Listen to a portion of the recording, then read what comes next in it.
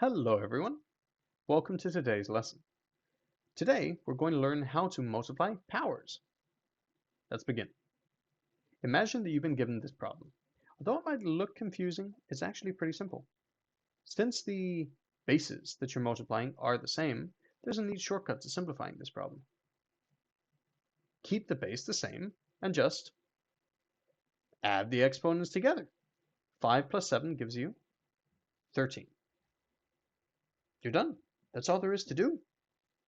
Let's go ahead and try another example.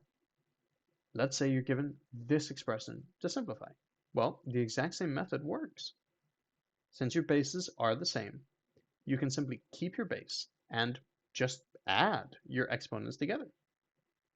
Negative 2 plus 8 gives you 6. And once again, you're done. That's all you've got to do. I hope this video helped you. If you found it useful, don't forget to like and subscribe.